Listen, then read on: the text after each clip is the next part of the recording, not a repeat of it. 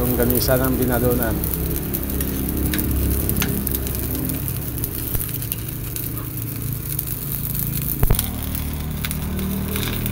Tayo natin, papatuyo natin ang tubig to guys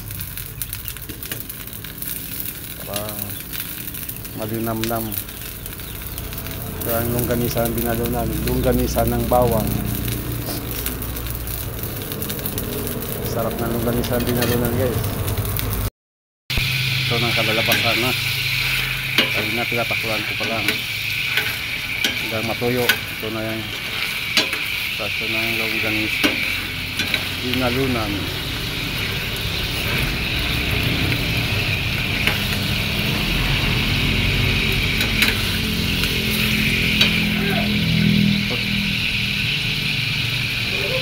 Hanggang natuyo yung tubig guys.